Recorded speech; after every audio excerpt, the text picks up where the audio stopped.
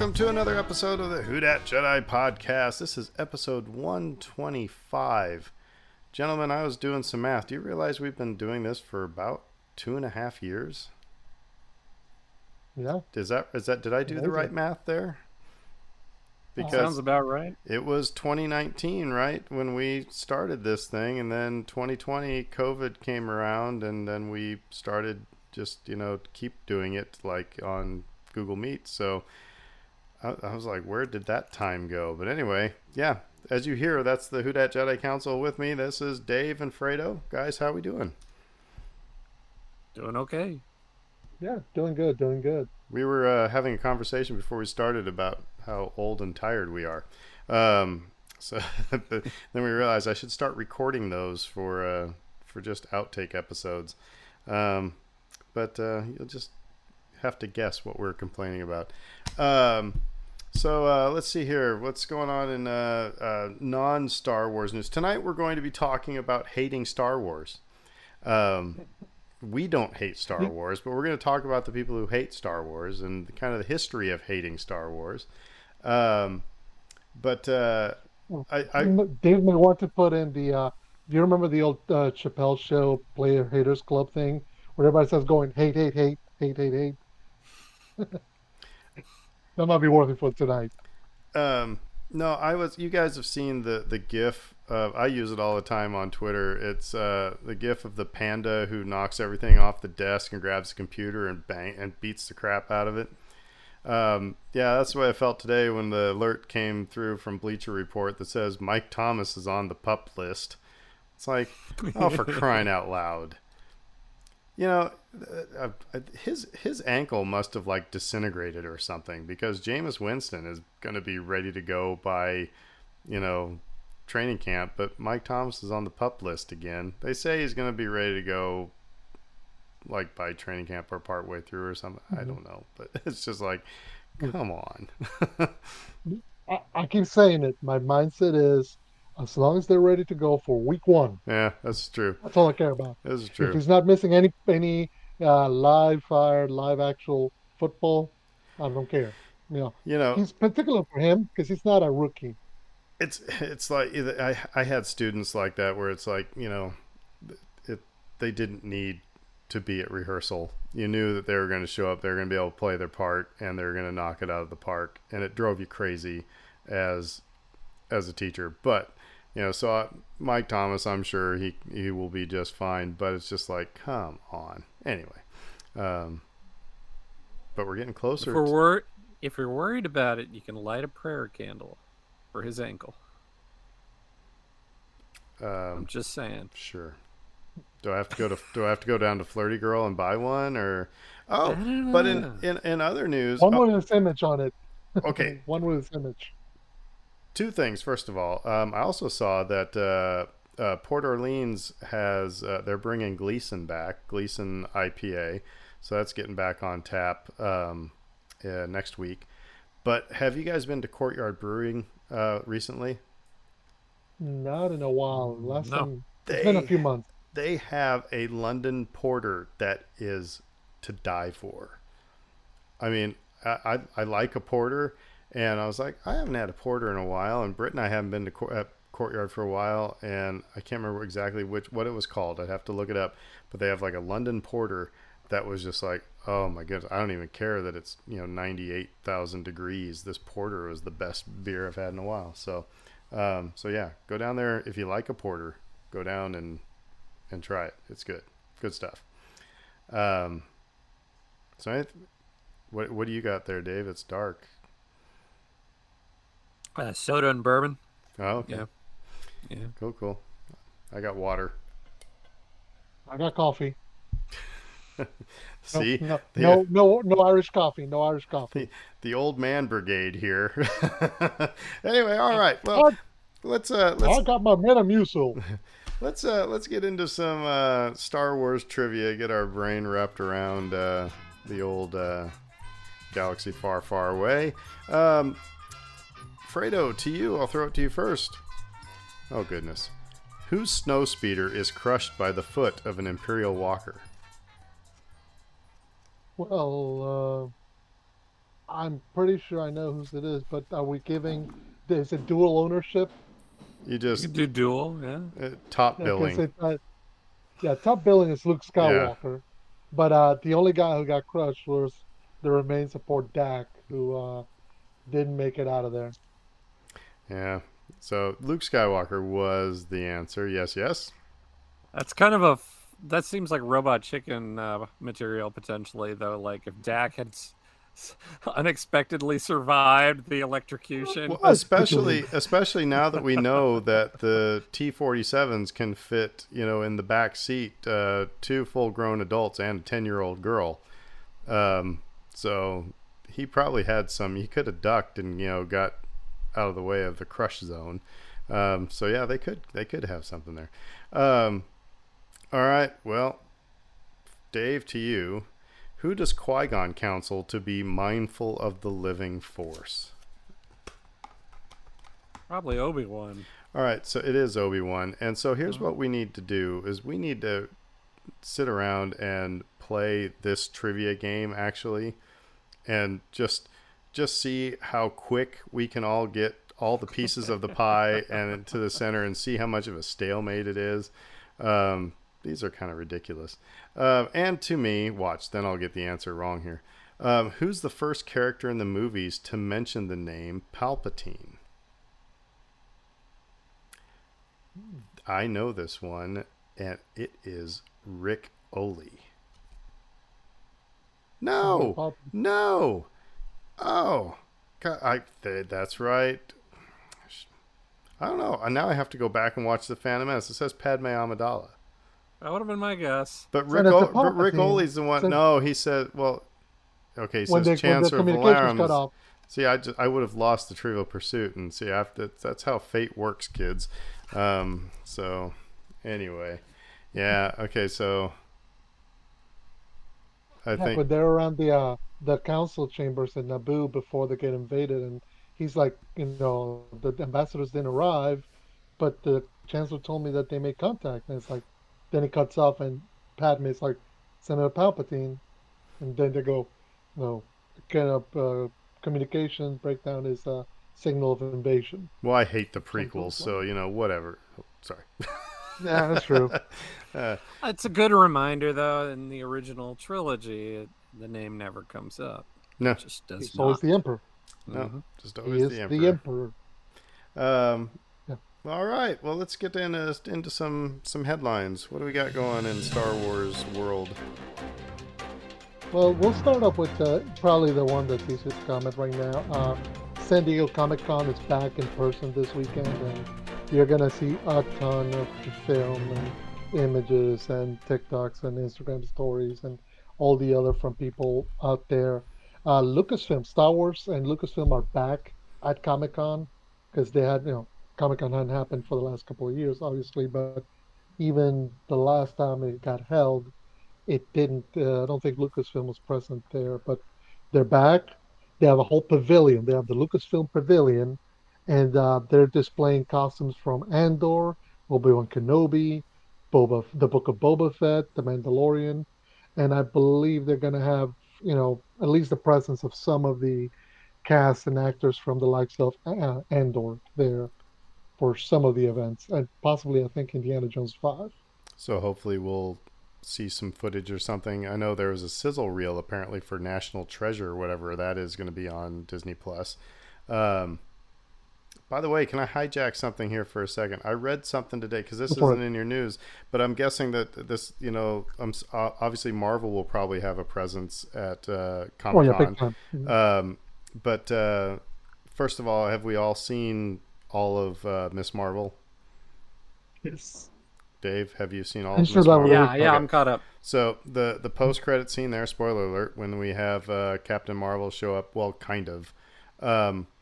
So I saw an article today that they said that there's going to be musical elements to the Marvels. Interesting. I don't know if this is going to... Yeah, Dave, that's kind of the face I made, too. It's and Fredo was being nice about it. It's like, oh, interesting. It's well, no, but here's what's because Captain Marvel. I mean, there's dividing opinion about the movie. We'll go no further than that because it gets a lot of hate. Speaking of a show about hate, I really but like what it. I find, yeah, Anyway, yeah, you enjoyed it. I enjoyed it. I think Dave will agree with us. He enjoyed it as well. But I also think that we're seeing a lot of these Phase 4 movies not afraid to try new things. So I wouldn't be surprised if they. I mean, it could be something as simple as somebody stuck in an alternate dimension and they're stuck to perform a musical number. So yeah, it I might mean, not be that big. there's yeah, and I don't want to dive down too far. I see I agree with you that you do have to try some new things, but that's like, you know, eating nothing but the blandest of bland food and saying, you know, hey, you know what? Let's try something different. Let's go eat, you know, pick a cuisine. You know, it's just like, um, so I don't know. My like Yeah, level 3 at the Thai secret place. tie. right, Yeah. you know, and so it's kind of it. So yeah, I don't know. I was, and of course it wasn't official or anything like that. It was, you know, just rumors. But anyway, so yeah, it was. Oh, wait, before If you do move on, just in general, who liked Miss Marvel? I loved it. liked it, yeah, it's Mhm. really good. It was fun. It was awesome. It was So Okay, for so like oh, the critique that's come out has been, if we're going to talk a little bit about it, has been like, oh, it's not for me. Very similar to Turning Red, right? Um, mhm. which which means we it don't like doesn't have adolescent girls. it doesn't have to mirror your exact life experience to be relatable. I give you Exhibit A, Star Wars. I, I didn't live on a moisture farm and have to live in a galaxy far far away to be able to relate to frickin' Luke. I'm sorry. That's just that Can I? Can I? that irks me a little Can bit. I? Can I go? Can I go there for a second? I'm gonna Mhm. go there. I have. This is just something as you were talking about this. This is a thought that came to my mind. Can't wait to share this with Britt to see what she thinks. All that criticism of Miss Marvel. Do you think there would be the criticism if Miss Marvel was say 19 or 20 years old and not just 16? Do you think that the middle aged, you know, younger middle aged white men who, you know, they might feel a little icky, you know, that they're watching, you see where I'm going at here. It's Yeah, kind of, I get what you're you know, saying. it's I think like there. if they would have made her, like said, you know, of legal age, then it would have been okay to, you know, I mean, I go back to what Freda was just talking about with Captain Marvel. I mean, like that character got all the criticism in the world because it was the actress that's true. and the character was seen as too woke. Yeah. And it's just First of all, you know, I'm not, you know, I'm not Muslim. I am, you know, not an adolescent girl. Um, so if yeah, really, yeah, but however, totally loved. Isn't that why you read and watch things, is to try to empathize with somebody else and try to, you know, it's like, wow, yeah. okay, they still have their same mother daughter, you know, crap that, you know, that my sister and mom went through or whatever, or that I've seen my students go, or just to learn about something else. It's like, yeah, anyway. Plus, So and I you know, find it. and if I had any critique, it was little less of that's it. Sometimes like feels like a bait and switch when it's like I'm watching a superhero movie, but it's not about a this isn't a superhero movie. It's a family movie. It's about family dynamics, and all the superhero stuff is just set dressing. You know, Yeah, so I will say. I mean, I really enjoyed it. I love the actress. I love the cast. I love the fact that they went away from the traditional angsty teenage drama that a lot of times comic books can fall into.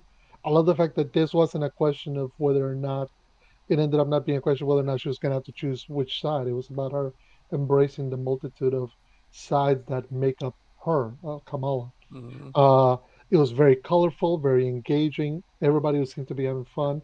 I learned a lot about, yeah, you were surprised. I had no idea about the partition between India and Pakistan. I didn't This either. And actually, doesn't get taught. My wife sat there on the couch, looking at me like, "You don't know about the partition?" I was like, "No, I'm sorry, I didn't know about it." And then it was like about 2 weeks later, she was like, "Apparently, there's a lot of people that didn't know about the partition." I was like, Brit, not as many people like read books like Well, one a day. I saw somebody make the comparison to Watchmen with mm, the Tulsa massacre, and there's a lot mm, of people didn't know about that, and this is where the power of pop culture can be beneficial, because it's like you don't get told those stories in history class. You have to go seek those stories out, and Yeah, that's and exactly what Brit said. And yeah, she's like, "Yeah, I mean, it's like you're." She's like, "Yeah," and if you go to, um, man, I mean, world history class is just, I mean, yeah, you're not touching on anything for very long. And if the word partition showed up, it showed up for about 10 seconds and you moved on. mm. Um, and so, yeah, and like I said, she's just the smarter of the Swobodas. So, it's not but just the surprising. real world Listen, impact, I though. found it to be a really good show. That's Mm, good. Yeah, it's You all good. know, again, like, these aren't real characters, but they're portrayed as real people that have real problems, and to be able to relate to them on that level. And again, like you talked about the family dynamics, and the issues of being pulled in different directions and having to make choices, and Living up to just expectations. Yeah. yeah, the colorfulness of the whole thing. I thought it was great.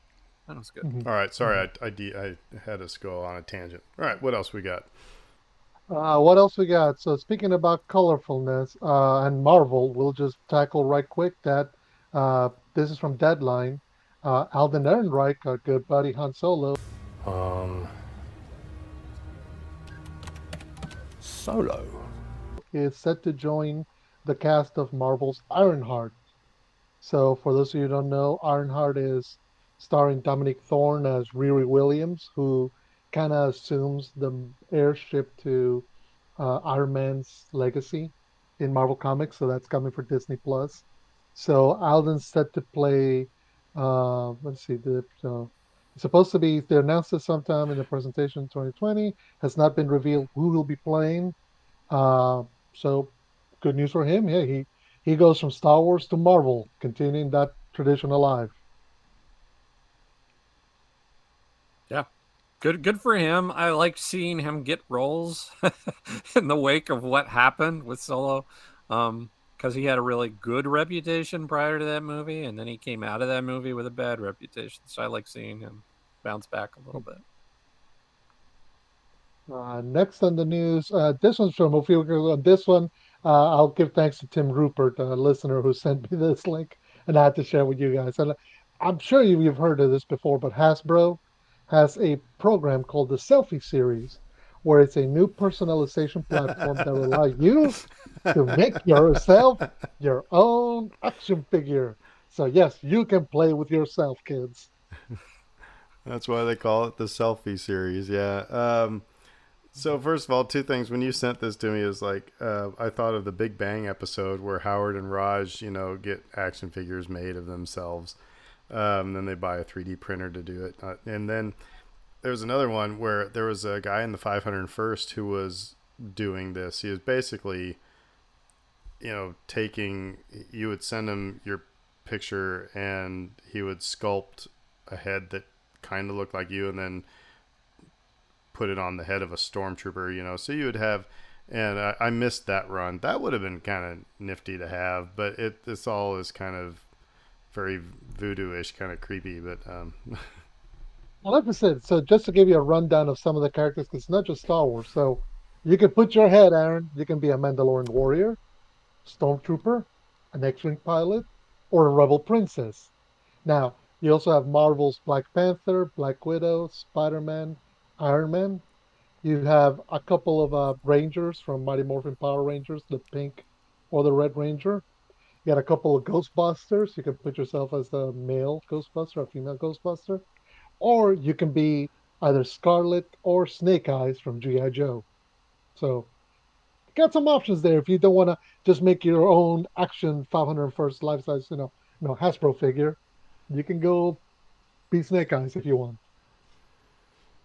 Yeah, I'm gonna pass.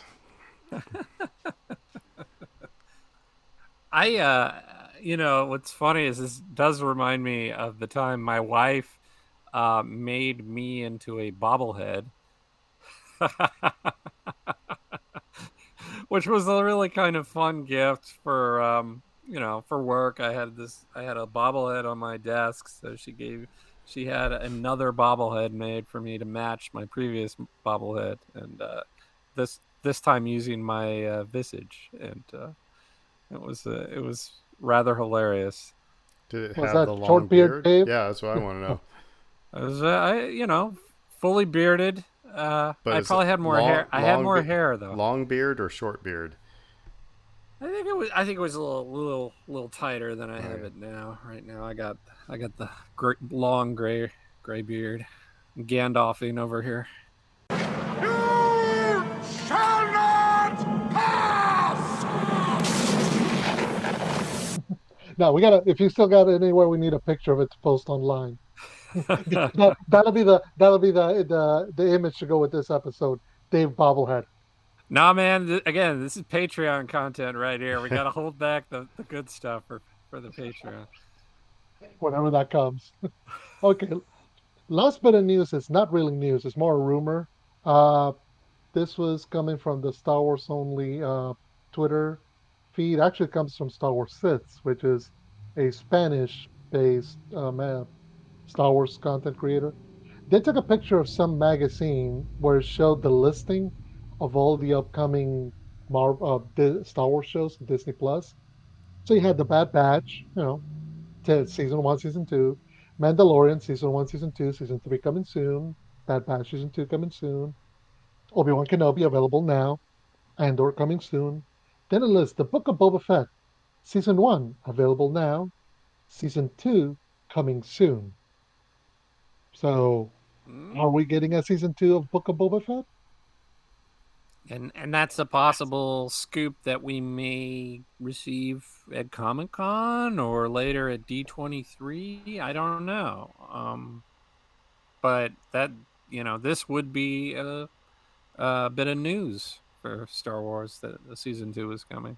Well, it was the Tales of the Jedi that leaked by something similar. It was like just well, actually, that was kind of a Lucasfilm inside gift that somebody noticed. But, I mean, who knows? I mean, again, there are people who are, working on, digital content and stuff like that all the time. Somebody may have pushed something early when they weren't supposed to. But yeah, who knows? I mean, why would anybody, if you were going to fake something and try to, get some click material, why would Book of Boba Fett season 2 be the thing? You know what I mean? It's like, so I think it's probably legit. I think it probably it was pushed a little bit, on an oopsie. And, I mean, we still got a lot of, we got shortchanged on Fennec Shand. We got, there's a lot of stuff they can do, and not make it, Mando season 2.5 again. That begs the question: what would you like to see in a Book of Boba Fett season 2? I mean, personally, I would love to see something that has nothing to do with that era of the character. I'd want to see what's he up to. I still want to see the underworld stuff. We were kind of promised. It seemed like we were promised, a big Star Wars gangster family feud type movie or show, and we did not get that. So I think that you could. We still have the Crimson Dawn stuff that could be a part of it. That whole period between episode 3 and episode 4 was what I was going to go with. It's just you don't know anything about that time period with this character, and I'd be interested in that. So, two quick thoughts that kind of popped into my head as where you guys were talking. First of all, I mean, it makes sense just from the standpoint of they spent a lot of effort bringing back Tamura Morrison to build back Boba Fett. And, from what we know of the story where season three of Mandalorian's going, I don't think he's really going to be involved in that at all, if anything. He might make a guest appearance in one episode, but he's got his own situation on Tatooine to take care of. So I don't think they're going to shelve the character for years on end just to have a guest appearance like much of the other cast. So it makes sense if you want to continue his story. Also, the other thing I was kind of thinking is if you want to tackle that period between episode three and episode four, who did we see at the celebration on the panel with all the episode two stars? Daniel Logan. If you want to do a young Boba Fett, Book of Boba Fett season two series, you could bring in Daniel to play the role as a 19, 20, 21-year-old character. I think you will get that, and Dave, you'll get the stuff you want. I think you're going to get all that in Bad Batch season 2. I'm going to double down on that. Live action wise, I don't see them exploring Boba Fett's backstory. I don't see that being a live action thing. If they're going to do anything, they're going to do it with Tamura Morrison. It's going to be post episode 6, and it's going to be that, you know, kind of finish out his, bookend, I think. I'll tell you the reason I go there, and even listed as a possibility to potentially get people's hopes up along with my own, is that they did the whole flashback thing in the first season, and it was just all it was like half flashback, half present day, and then a bunch of Mando stuff. If they wanted to go back to that kind of storytelling again, where you're intercutting flashbacks to explain present behavior, I would think that would be the most fertile ground for them to mine in that way. Yeah, and I don't necessarily think, because that would be an easy way to kind of continue, because the name of the show is The Book of Boba Fett. So if you're telling tales or stories about the character, you know, you want to bring in Boss, Karaji, yeah, you're gonna bring any of these other characters during his bounty hunter days. You can do that. You have the access to do that. Uh, like I said, my one thing is, and I do agree with you, Aaron, because I think there's also going to be a push to kind of propel the character forward within the storyline as we've seen it on Disney Plus. I just don't know. I mean, we saw how out of steam season one was. That by episode five, when here comes Mando to save the day, in the eyes of some people. So I do think it makes some sense to kind of mix some of that in. But you're right. I could see where a lot of that stuff just kind of plays into Bad Batch season two, just because those two, the Boba Fett, Omega, the Bad Batch, the clones, they're all intertwined Yeah. in one way, shape, or form. Well, all right. Well, let's talk about hating stuff.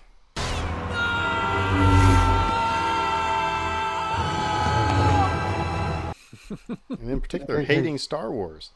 And so I'll throw this to Dave here in a second, but I just want to preface it with something, because we all kind of grew up in, we grew up basically in the same era. I mean, Yeah. I'm the oldest one here, and but so I grew up. I was 4 years old when Star Wars came out, and so it was. And I can tell you, I don't remember anybody in elementary, junior high, even when we get to high school, nobody in my peer group or in my classmates and stuff. I'm not talking about just my friends, but like it didn't seem like Star Wars got run down really by anybody. Did you guys notice anything like that when you were growing up? It eventually, like high school age, became a little uncool. in the way that D&D and things of that nature were uncool and more the purview of the geeks. So that was kind of a thing that I recall. I do remember Ewok blowback. People were just kind of like, the Ewoks are too cute, and like, how are they taking down the Empire? And that stretches credibility. So those were my only real memories of there being like a pushback against Star Wars. Yeah, I'm trying to remember. Because I was a few years behind you. I mean, Return of the Jedi. I mean, I was a little kid still. I mean, 7, 8, that kind of thing. And I mean, the Ewoks hit me right at the right moment. So, um, I don't remember there being any backlash per se, just because it was different. It just you got the movie, you enjoyed the movie went away, and that was pretty much it. I mean, you maybe had action figures, you maybe had a lunchbox, and you could talk to some friends about it, but there was always the next thing. After Return of the Jedi, it was Ghostbusters. After Ghostbusters, Masters of the Universe, or Transformers, or something else. So you didn't have enough time to be worried about that other thing. It's still in the background, and you run around with a plastic lightsaber or whatever. But it wasn't something. It really didn't come till I think the 90s or thereabouts when I was old enough. And it's like, that's like kind of like it's like, oh, that's all nerdy stuff, and that's not cool. So okay. So like I said, I'll toss it to Dave here to kind of start walking us through the timeline of all this. Um, so hit it. Yeah. So spoiler alert with this discussion, it goes back to the very beginning, which is that this movie, when it first came out, was not universally loved in the way that some people might expect it to have been. Um, it did not win Best Picture, even though it was like this insane phenomenon. Yeah, it was a box office smash. Yeah, the most popular film to date at that time was Star Wars. And the special effects were, of a level that people had never seen before. It was all kinds of, technical breakthroughs and jaw-dropping, just visual splendor, um, just taking people's breath away, right? And yet, didn't win Best Picture. And some critics genuinely disliked it and thought it was a shallow piece of filmmaking. And I'll give you a quote from the New Yorker, which I think sort of encapsulates the pushback against the film. There's no breather in the picture, no lyricism. The only attempt at beauty is in the double sunset. It's enjoyable on its own terms, but it's exhausting too, like taking a pack of kids to the circus. That's a painful, like, there's a lot of painful punctuation in that quote, dude. So there is an interesting point there when he says there's no beauty except in the double sunset, and there's an argument to be made there. That, I mean, the most of the movie is dark and gray, and I think that's by design because we're in the dark times. And most of the movie takes place within the Death Star, which is all right.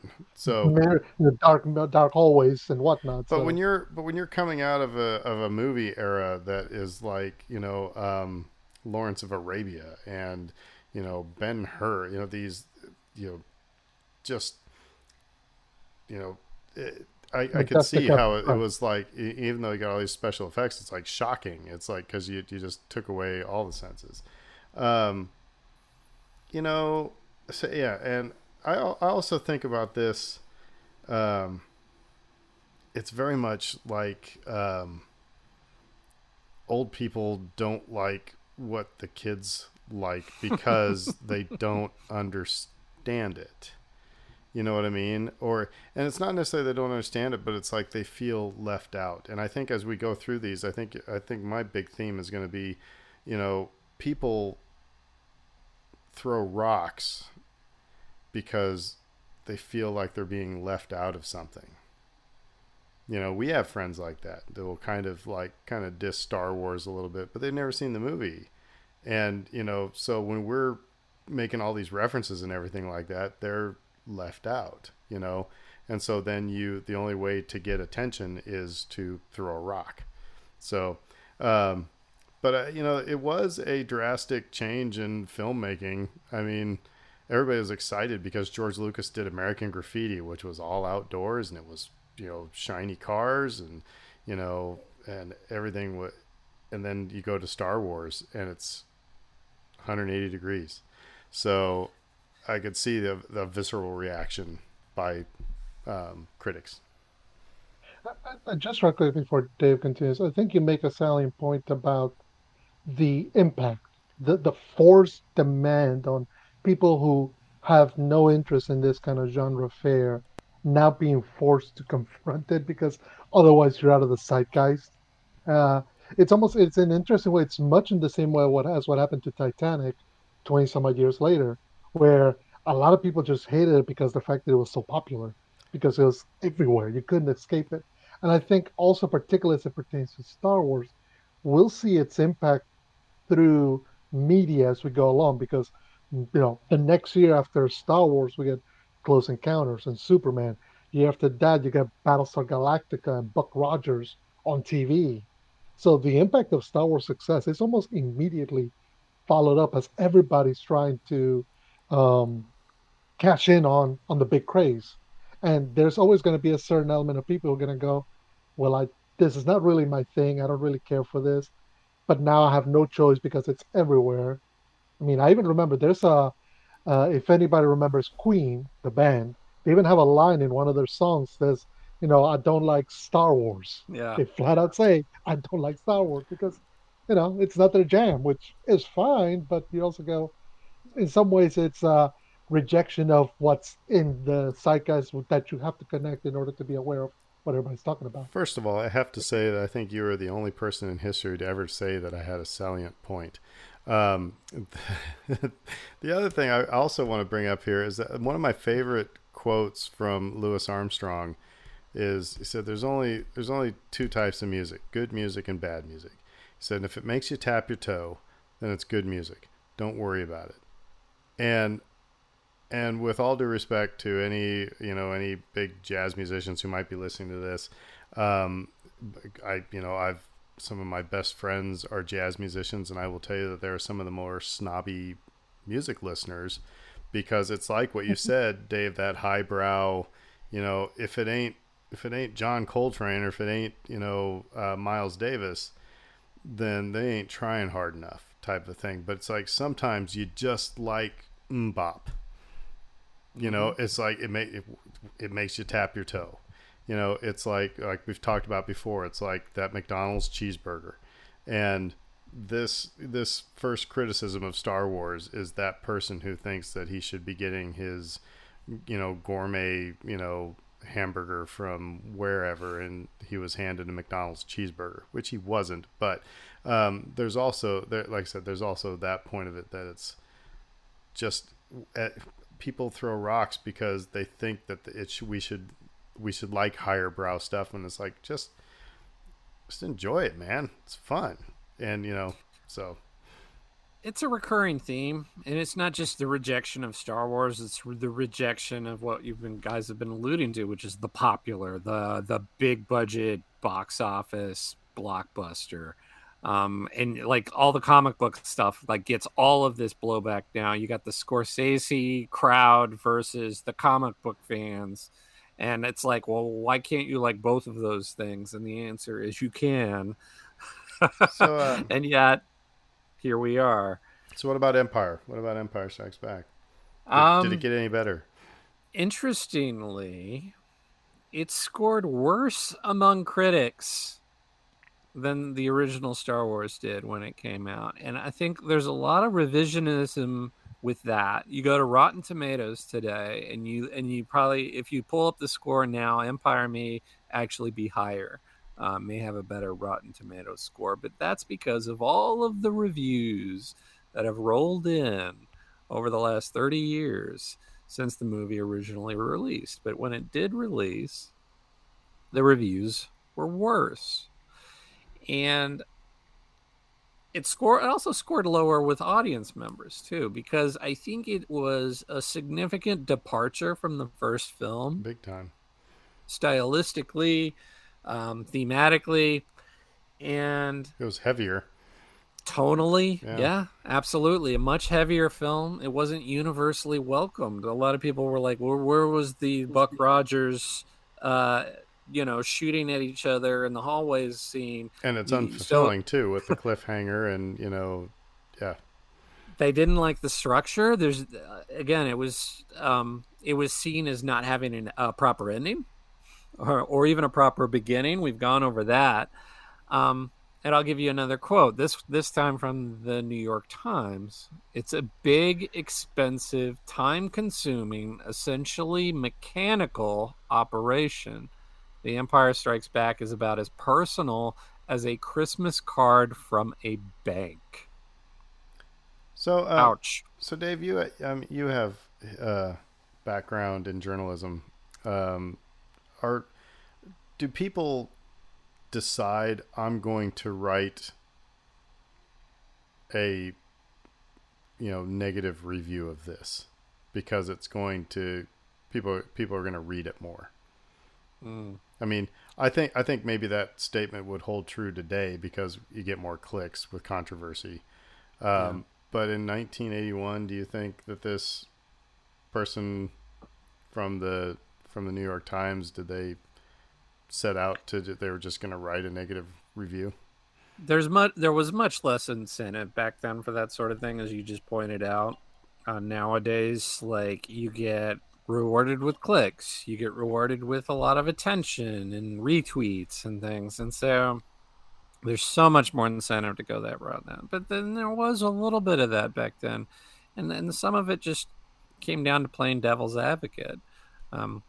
There's an infamous critic, and I forget his name, who, like, every blockbuster that ever releases, he goes against the crowd on every single review.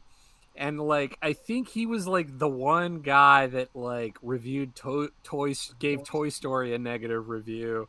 And, like, so, like, that's the badge of honor, like, I'm the voice of dissent. I don't agree with everyone else, and I think there's something to that, psychologically for people. It's like, that's my brand. I'm the dissenter. So so I want to go back to something Fredo said earlier, and it's something we've said on the podcast before as well, is that who are these movies made for?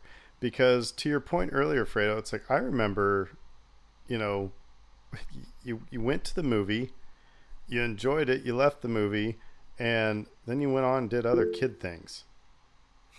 You know what I mean? You went on and did other kid things, and you didn't. I didn't sit with of course I was in 81, I was 8 years old, and so we weren't sitting around a table and just talking nothing but Star Wars. We went and did other things, and then when the toys came out, you were like, oh cool, the toys, and you made up your own stories. So yeah, some adult who's run down by life is not gonna like that movie all that much. It's but so yeah, it's who are the movies made for? Because again, I don't remember. I remember us talking about, wow, is Darth Vader Luke's father? That was probably the first intense Star Wars conversation I ever had, because I remember it was on Dynamite magazine, in the library. It had a big picture of Darth Vader. Is he Luke's father? It's like, that was a thing, but other than that, we just went on and did other kid stuff. Yeah, and I think I could see where Empires in some ways. I'm imagining the reaction by fans was similar in nature to The Last Jedi was a few years ago, where you're thinking you're gonna get this one thing, and you get this other thing completely different in tone, in style, in theme. It just because if you look, because A New Hope is, it's adventure, it's fun, there's laughs, there's ups and downs, and the heroes win.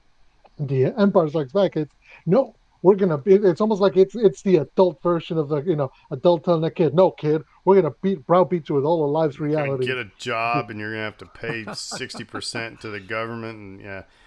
Um, Exactly.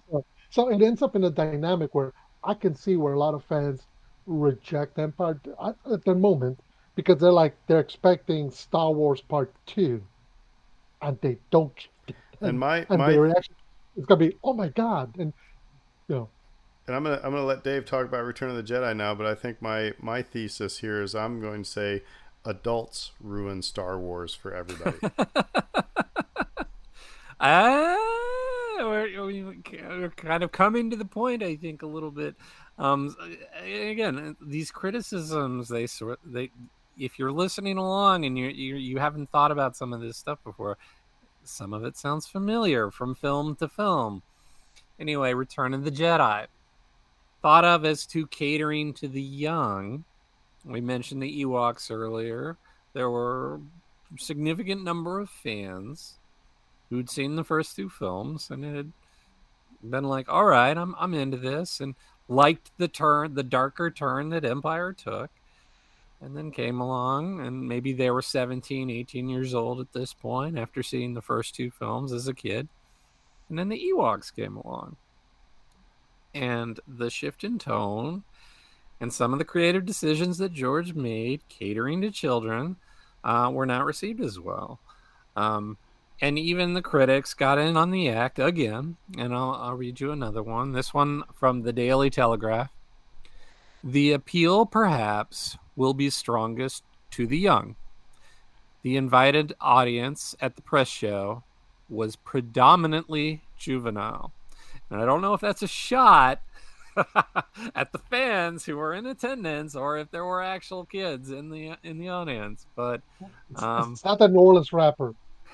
Yeah, right. Exactly.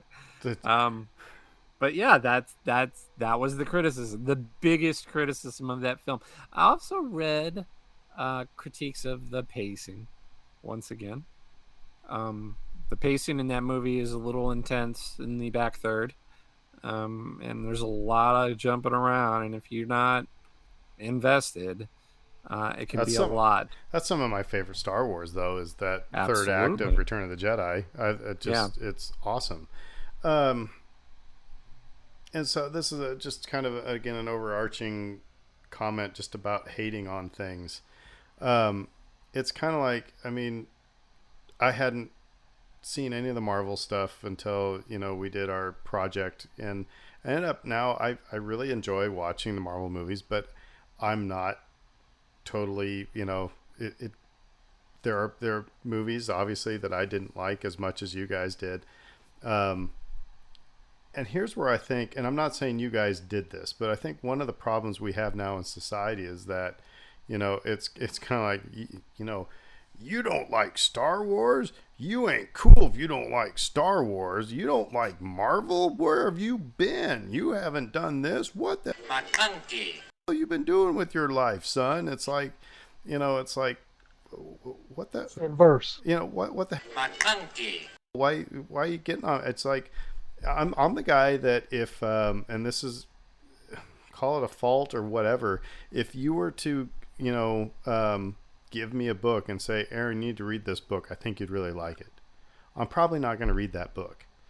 For me I need to like see it on the shelf or hear about it and say, that interests me and I want to read that book. It's the same thing with movies. I don't feel the need to be like, oh, there's a new whatever movie coming out and everybody's going to go see it, so I got to go see it. Now, I don't rebel either because it's like everybody's going to go see this, so I'm going to be, the goth kids from Star Wars or from South Park. It's like, I'm not going to see it. I'm not going to be a conformist.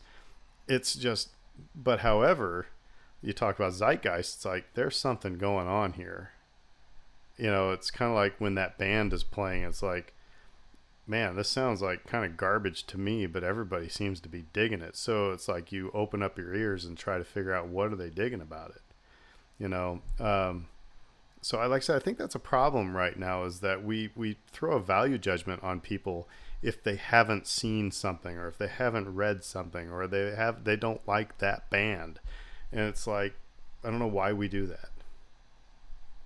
Herd mentality. It's how society and humanity functions. Unfortunately, Well, I do then think yeah, you're right. society and humanity sucks. So Well, that's really the underlying finality of our thesis statement here. But no, it's I'm not going to disagree with you. We do it, and we do it all the time, and it's unfortunately what I find interesting is that particularly within genres or niche communities, whether it's geek stuff or nerd stuff, or even I see it all the time in the metal community, where the same people who are complaining that not enough of that music gets played on popular radio, it's not popular, it's not big, complain when something like Stranger Things puts Master of yeah, Puppets, which I'm like, it's Metallica, it's only the biggest heavy metal band to have ever existed. Everybody and their mom, everybody's got the Black Album at home. It's like Fleetwood Mac's reunions. It's comes with when you buy a new house. So um, it's hilarious that there's still gatekeeping around that, but it's going on right now. And you're like, wait a minute, I thought you wanted people to like this stuff, but then they get upset because they're not liking it the way you liking it. You're like, it's incongruous. It makes no sense. Uh, Regarding Return of the Jedi, I could. The one thing I will say, and this is maybe I'm taking the Aaron Contrarian turn here. Uh, I could see where some people rejected this movie more so than the other two. There may have been some sort of fatigue at that point. You can clearly tell that some of the actors and some of the Hmm. well, people involved with Star Wars were it fatigued. was the first Like trilogy Harrison we've Ford and had. Carrie Fisher. Yeah, yeah, yeah. This was a new concept for them. I mean, the idea of making a sequel was rare. The idea of making two sequels in a movie, in a movie series that was telling one continuous story that wasn't like James Bond or something like that was still relatively new.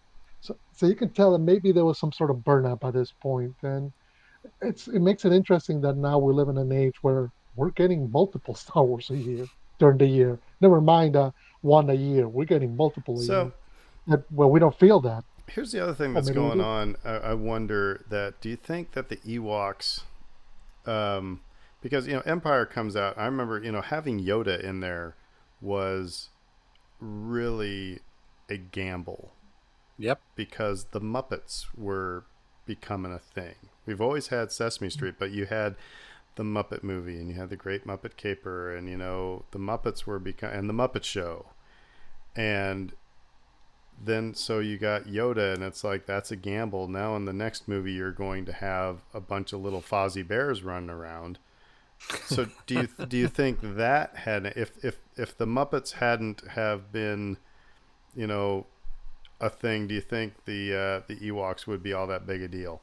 Um, I've never had an issue with the Ewoks, never once. I mean, so I do I think think what's interesting from the filmmaking perspective is the creation of Jabba the Hutt, which seemed like kind of a pushback against that notion. You have this giant character that's repulsive and disgusting, which is very much animatronic puppetry. Um, and so I think like some of the reason that that character was presented in such an outlandish way was a little bit of pushback against the cuteness, that's just my opinion though. And I still kind of think, I mean, to me, what's interesting, I remember seeing it as a kid in the theater and loving the Ewoks. I think the only time I ever really came around to going like, man, the Ewoks, really, was when we found out that it was originally supposed to be Wookiees. And I was Yeah. like, an army of Wookiees. I was like, no, little whatever your own mind blown yeah, but then about they how did we it. could have had an army of Wookiees. That would have been badass. But Well, okay, so this is how adults ruin Star Wars because we're going to get into this maybe as a good segue into the prequels because then when we finally got an army of Wookiees, it was actually kind of a yawner Yeah. and kind of stupid. The Ewoks were far more effective than the army of Wookiees.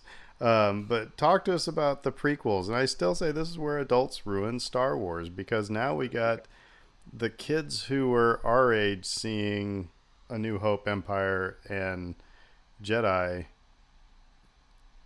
You know, they're our age. You know, now They're all adults at this point. We're adults, and their kids are the ages that we were when we were watching, you know, the original three.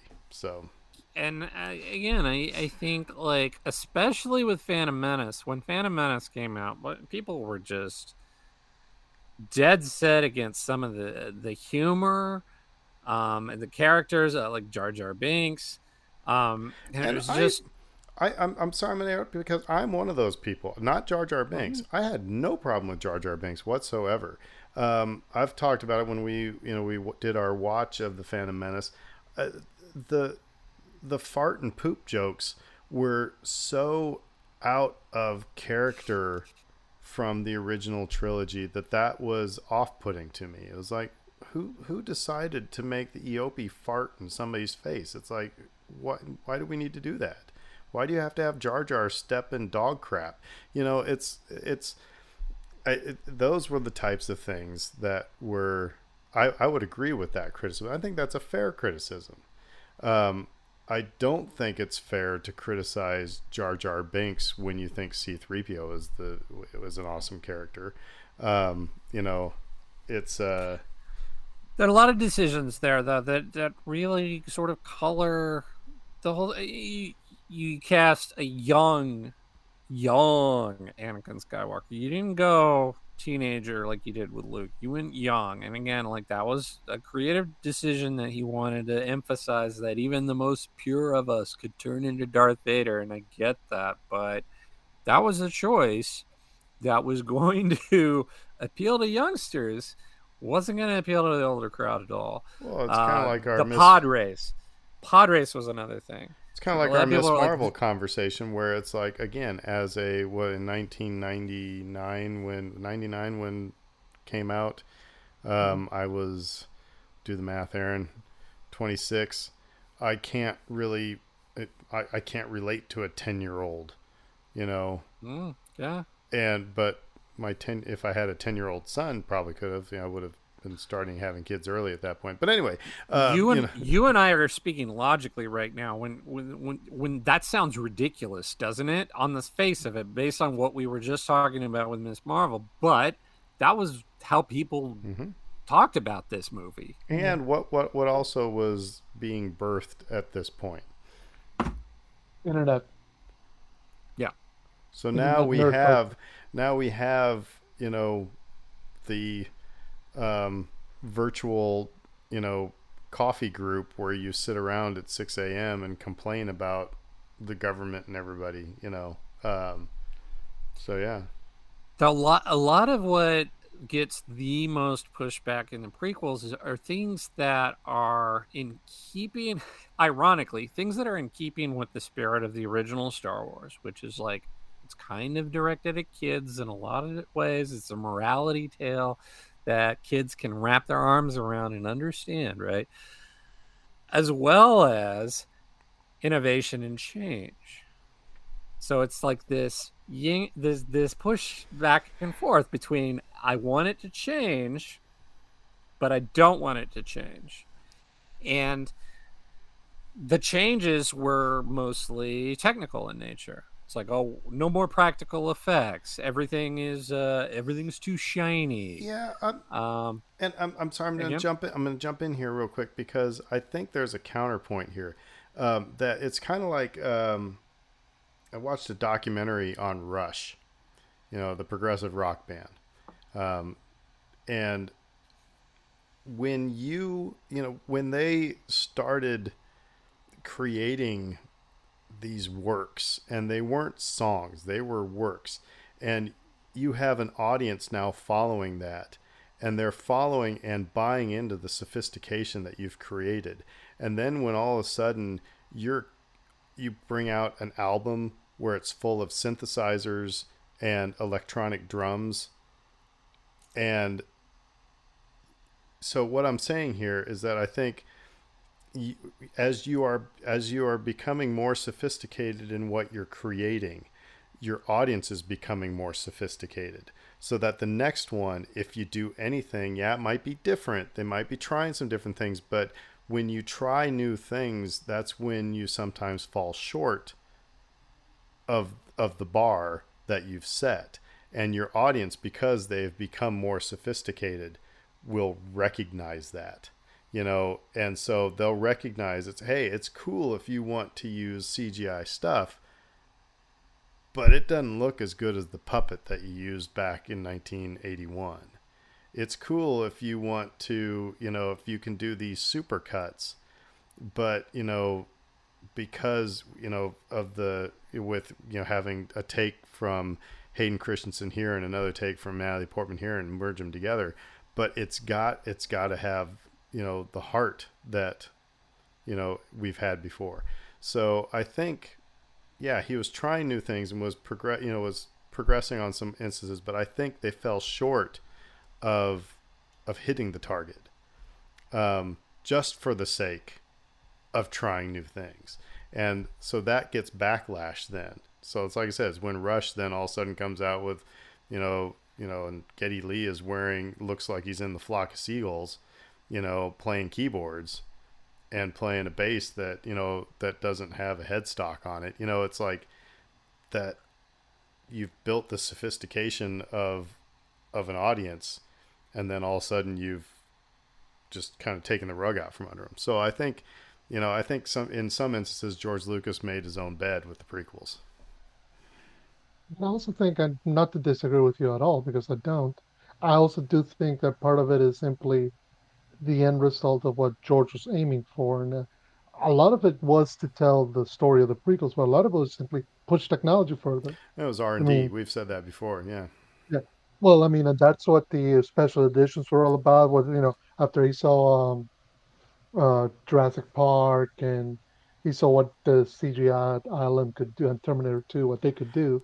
He Yeah. wanted to see how much further they could push it. And then the prequels were the natural next step, and particularly the Phantom Menace, which was the debut of a lot of stuff that became kind of common in the next decade, where there was virtual sets, splicing multiple takes together, actors not being in the same room as their co-stars. So he was doing a lot of stuff that now it's like, wow, I can't believe, it's like producers back in the 60s making, whether it was the Beach Boys or the Beatles, splicing tape and putting it back together and looping it all around. And it's like he was hoping to create something new.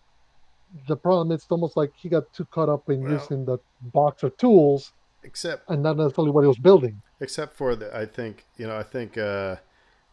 it was, yeah, George Lucas wanted to create movies that he wanted to create, but I think he also had just as strong of an ambition to turn Hollywood on its head, and and so he would always do those things, even if it would, create something that would alienate people, like THX 1138. It's like, I don't care if I get an audience, basically, type of thing. This is what I'm going to do. But anyway, so but no, that being said, I'd still say that with the prequels, that it was the people of our age who ruined it, because the kids dug it, and they're now right now going through their prequel renaissance, with all these things that we've been seeing with the Obi-Wan series, with the Ahsoka series coming out, and Rebels, and all these things. They're getting, they're getting their renaissance. Yeah, yeah, and you can see that, and they don't hold these movies in the sort of ill regard that a lot of the older crowd do, and they're not as big a fan of the original trilogy either. Yeah, they don't have it on the pedestal in quite the Yeah. same way that a lot of us do. And it stands. The arguments are valid, right? When you say, like, what are the biggest critiques of Star Wars in general? And it's like, well, there's every time a new Star Wars movie comes out, what are the critiques? It's like, well, I don't like the acting. Well, the pacing was too fast. Well, it seemed like it was aimed too much at kids, and it's like, all of those things are sort of emblematic of Star Wars in general. And so like you begin to see these patterns emerge, and it's like if you're at least self-aware enough to understand, it's like the prequels are just not my favorite films, right? They're not, I don't like them as much as I like the original trilogy. But I can also understand why they're not the worst things since, the last plague or whatever. It, there is an audience for them, and people enjoy those movies. Well, and we're getting also we're getting those visceral reactions of like people taking it as a personal attack that a certain movie, this is not my Star Wars. You ruined my Star Wars. It's like, well, it wasn't your Star Wars to begin with, buddy. So just calm down. It's like, what? How do you think George Lucas is sitting there with an enemies list? It's like, who can I tick off now? Who's. Let's figure out how I can make half of the movie going population mad at me. That's not what he's doing. Well, maybe he will now because he's got billions of dollars, but those were the message board discussions that went on back in that time frame. There were genuine debates that people had. Like, I think he's trying to piss us off. I really think this is a thing, and it's like, yeah, well, and the internet has gotten so much more sane and calm since those days. Oh yeah, sure has. But moving on really quickly, the Clone Wars, massively criticized, especially the movie when it first came out. That was a dud at the box office. Everyone mostly hated it. I've said it before. I had no interest in seeing a Star Wars cartoon. Had no interest, and that I did rebel against. I just didn't want to go see it. I didn't think it was a dumb idea. I had no interest in seeing a Star Wars cartoon, and that was old Aaron. That was old man Aaron talking. I'll go back to what we were just saying repeatedly over the course of this episode. I didn't think it was for me, right? I was 23, 24, 25, something like that. It's like, this is not for me. I kind of got mad. It's like, because we always talk about the Star Wars, well, when we were in the desert, it's like, if you're going to make something, why are you making a cartoon? Please just make a live action movie. That's where I was. It's like, if you're going to put the time and dollars into this, why are you doing it as a cartoon? That was my reaction at the time. Now I dig them, and it's like the Clone Wars. I also think the TV series, I think, flew under the radar with a lot of Star Wars fans, quite honestly, except for the kids. I mean, again, the kids who grew up with the prequels, they were all into the Clone Wars, and they are still. That is their bread and butter. And I finally just made the choice back in 2015, I think, just to, I'm going to watch it. And it dug it, So. I think with a lot of the criticism, a lot of the hate that Star Wars get, what it's interesting is it's when we get out of our own way and just let it be what it is. That's when you find the enjoyment.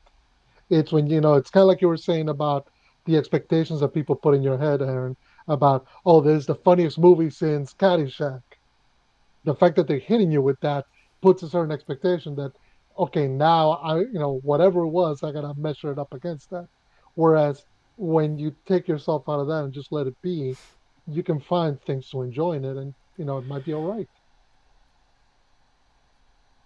Yeah. And like the thing about this series, again, is like, we've talked about it several times, is like, it's probably the whole thing taken in its entirety. It seems a little big, and there was some bloat, maybe some filler episodes. We talked about that.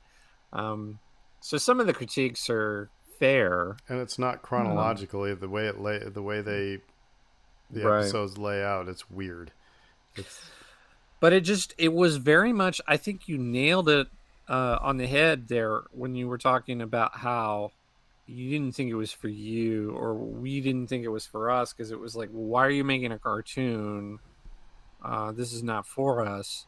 And it's really kind of, I think it's kind of an important moment in Star Wars in a way, because it does represent a shift from trying to bring in the biggest possible audience that we can to more of a storytelling mentality.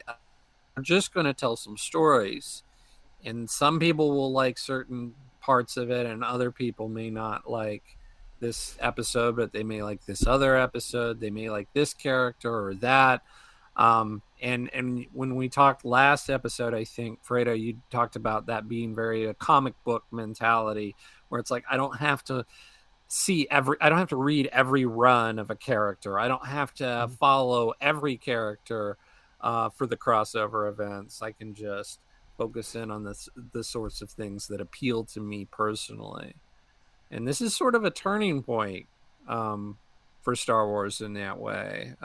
Previously, it was big budget blockbusters, and now it's more individualized storytelling. We didn't even get into the EU, which obviously really was probably the starting point of a lot of this in the 80s and 90s. We've talked a lot about the sequel trilogy, so I don't know how much we need to dive into that one. One of the that was such an interesting thing when The Force Awakens came out, because you had a chunk of people who were like, "Oh, this reminds me of, the original trilogy. This reminds me of it reminds me of Star Wars." Then you have people who say, "Man, this is just hopelessly derivative. This is, just a rehash of the," and that it was, I don't know why anybody would want to make a Star Wars movie anymore. It's like, because you are not going to, you're not going to, and it's also so frustrating when the very people who are complaining about the movie when it comes out are the people that, when they see the trailer and they see the Millennium Falcon, they see Han and Chewie and they see TIE fighters and they're like, "Oh, this looks so awesome." And then the movie comes out and they're like, "Oh, it's just a rehash." It's like, you just saw a desert planet, the Millennium Falcon. You saw all these things. You didn't see anything new. And you were so excited about it. And then you see the movie and you're so mad because it's derivative. So I don't know. It's just really frustrating. And then poor Rian Johnson, I think, is one of the more bold creators, and just gets annihilated. So and then the criticism is coming from those kids who really dug the prequels. It's their turn now but it's actually them and some old fogies like us. I think the old fogies were split down the middle, because I was with them until The Rise of Skywalker, and The Rise of Skywalker is just kind of a meh thing for me now. It's just like, it's fine, but my criticisms is like what you have written out. The storyline is not, good. It's not, it's not cohesive. Everybody being related to everybody, type of a deal. I don't know. Yeah. And I mean, again, a lot of that is valid on the surface level. It's like, this is like, I don't like it, and these are the reasons why I don't like it, and that's all very valid. I just think, like, what's interesting to me is that you see a through line through the history of Star Wars, which is, generally speaking, a critique of something that's always been there. And I guess, like, going back to my main point, and we can sort of begin to wrap this up a little bit, which is just that I think no matter what, people hated Star Wars from the very beginning, and people are going to hate Star Wars, and people are going to dislike things, they're going to critique things. And just look at YouTube.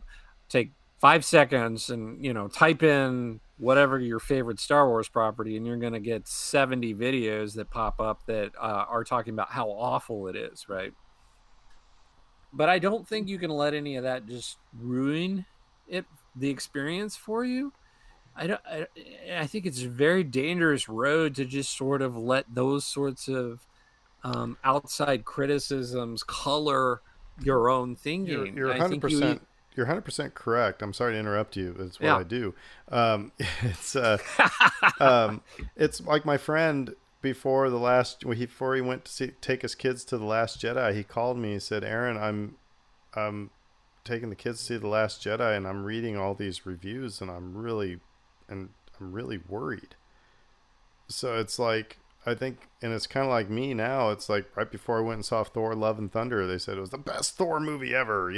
So I think I kind of wish that critics, reviewers. I wish there could be some sort of moratorium, at least for let the thing come out for like a week before it should just be natural law that you cannot opine on a newly released something, for at least a week. Let it get out there and breathe a little bit, because now before I go to see anything, I'm gonna have to stay off of, offline, off Twitter, because those types of things, as much as you say you can't let it get in your head, it does get in your head. Because if I hand you something and say, eat this, it's going to be the best thing ever, that has implanted something in you, or you're not going to like that. It's crap. Oh, well, Aaron's usually right about things. That is going to be crap. It implants something in you. And of course it's kind of like remember when the news was literally just, reporting on what happened and not opining. And people have, with all due respect, like I said, you have a journalism background, but there's a, it seems like we have lost the ability to just report of what it was. There's always some opinion part to it, in whatever we report. And it's even not just as professional reporters, but if I report to you guys, hey Aaron, how was that movie? Do you want my opinion, or do you want me to, so anyway, I think as much as you say you can't let it get into you, it does. And I think that's another thing, is that we all have to, again, I've said, I like how Dominic on Star Wars Underworld podcast, his reaction is whenever somebody says, how's the new Star Wars movie? It's all right. He just gives kind of a middle of the road, so as not to hype somebody up or totally bring somebody down. So it cuts both ways. If you're talking about like this stuff affecting some person's enjoyment, it's like, well, okay, somebody telling me something can affect my enjoyment, but me telling somebody else something can affect their enjoyment as well. So I think like that's something important to bear in mind as well. It's like, I'm going to just slag this movie, it's the worst thing ever, or I'm going to rave about how great it is. It's like, you have the potential to impact other people's enjoyment just by doing something as simple as that. Well, and why can't we just, it's like, I don't enjoy watching soccer. Fredo loves it. I don't think it's not and I do not disparage soccer, around any of my friends who like soccer. It's like, that's their thing. It's not my thing, whatever. A lot of people like it. It's not my thing. Maybe someday it will become my thing. Who knows? But it's like, I don't understand why people, again, it's one of those things, I don't understand it, so I'm going to throw a rock at it. I'll hush now. Yeah, no, and I think, it's like I said, kind of like we were saying, it's human nature to want everybody to like things the way you like them. It's also human nature to reject, to push against that mindset and almost come out in a very negative anti-position. Again, the best example I can give that's not related to any geek or genre product is Titanic, which is a romantic historical movie that just happened to become the biggest box office event of the 90s. And, there were as many detractors at My the only time. criticism of that is People that were, damn you know, song. Anyway, go ahead. but that's just it. Was not just the movie; it was the song. If you recall, there was a moment where they were saying Leonardo DiCaprio to play Anakin Skywalker, and lots of Star Wars fans were like, "How dare! No, no, we don't put that pretty boy in my Star Wars." It's like, dude, you know, Harrison Ford is like movie icon, and he was in your Star Wars. But again, people internalize a lot of their art and a lot of their favorite things, and they almost want to build as much as they want everybody to like it. They want them to like it the way they like it. And the fact of the matter is, nobody's going to do that. You and I like the Saints, but that doesn't mean that we're going to like it the same way. You don't like soccer. Hey, that means you don't have to get up at 6 o'clock in the morning to catch a match halfway around the globe. Lucky you. The closest thing to a consensus that you'll get about Star Wars is that the original trilogy is great. And then maybe Rogue One, right? Rogue One is wonderful. But it's like that's not the only opinion to have. And I think like that's an important thing to recognize too, because it's like, yeah, a lot of people may feel that way. A lot of people may actually just firmly believe that to the depths of their soul. Like the original trilogy is so much better than everything else. But if anything else, one of the things that I wanted to illustrate tonight was simply that like that's not universally the case. The critiques of Star Wars go back to the very beginning, and it's okay not to like it.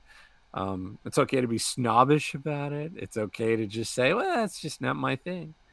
But I just don't let anyone ever bully you about this stuff and make you think like, well, my opinion must be wrong, Well, because it's not. and that's the thing is I always come back to is that value is not the same thing as liking.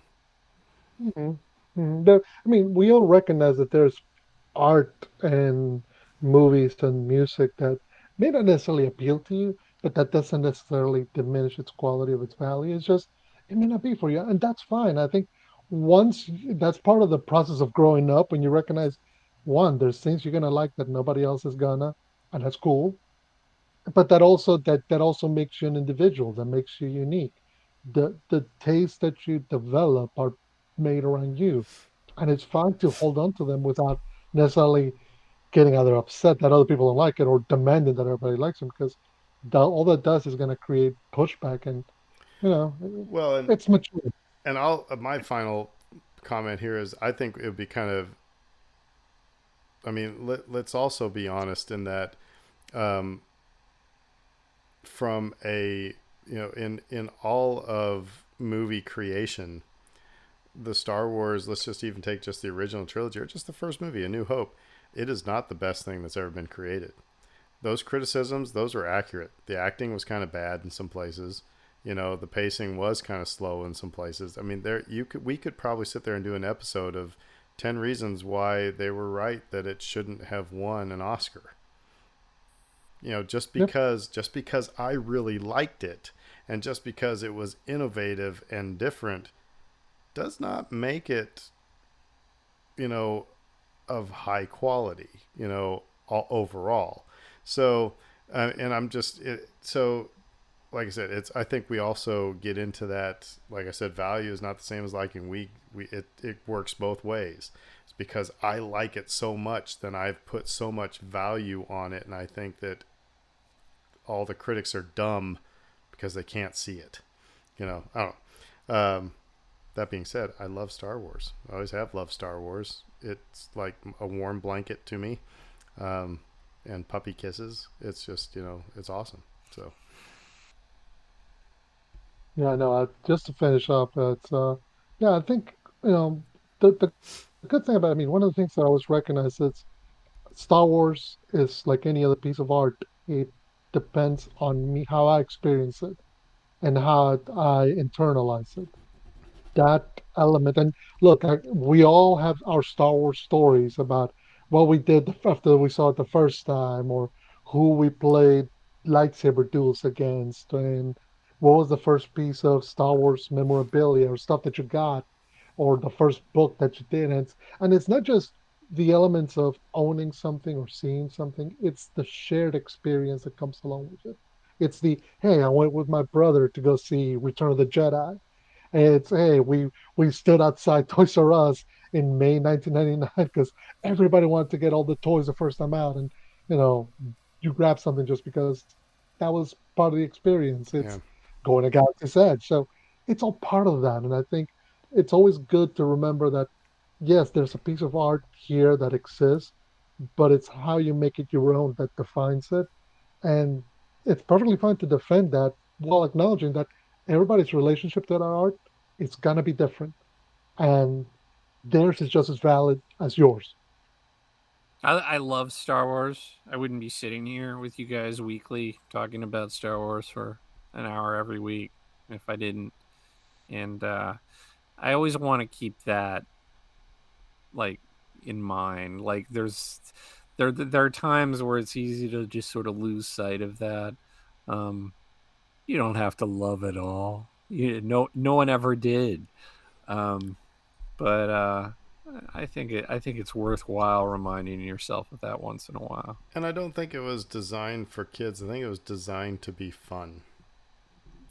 Mm-hmm. Right. It was designed to be fun. It wasn't designed to be an Academy Award winner. It's the new Star Wars thing is first and foremost supposed to be fun.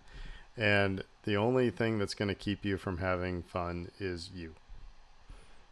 So, yeah. So anyway, well, tell us how you hate Star Wars on Twitter. And you can save all that hate. Yeah, so I don't have any good tagline to end this, so because we don't want you. But I guess you can maybe let us know on Twitter what you think, or on Facebook what you think about when you were growing up with Star Wars and how you dealt with the haters and things like that. But until then, we will see you next week, and we will say who dat? Who dat? Who dat? And have a good week, everybody. McConkey.